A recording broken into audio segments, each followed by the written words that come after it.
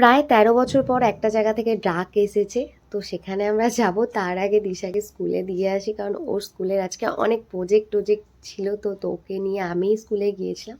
তারপরে অনেকক্ষণ বসে থাকার পর এই যে আমার চায়ের যে নেশাটা আছে সেটা খেতে চলে গেলাম।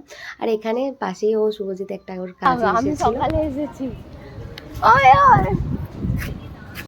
তুমি দাঁড়াও, আমি সকাল থেকে আছি। সকাল থেকে এসে বসে আছি, আমি বাড়ি গেলাম না। ও এসেই কেরম ফুক করে বাড়ি চলে গেল।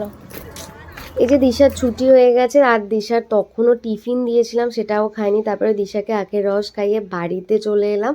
বাড়িতে রান্না বান্না সমস্ত কাজ করে তারপর আমরা চলে এসেছি জুডিওতে। কারণটা কালকেই জানতে পারি। ঠিক আছে, এই যে লাফাতে লাফাতে ও শপিং করতে চলে এসেছে। কারণ কি, হ্যাঁ আমরা এক জায়গায় যাচ্ছি, সেটা দাঁড়াও তোমরা কিছুক্ষণ পরেই জানতে পারবে।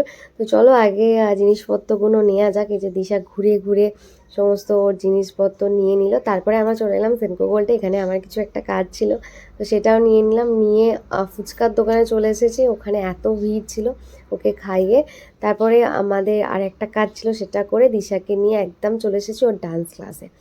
এই যে বিধ্বস্ত অবস্থায় আমাকে দেখতে পাচ্ছ।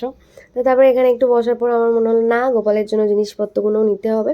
তো তারপরে এই যে টুকটাক গোপালের জন্য সমস্ত নিয়ে তারপরে এইদিকে দিশারও ছুটি হয়ে গেছে। চলো এবারে বাড়ির দিকে যাওয়া যাক।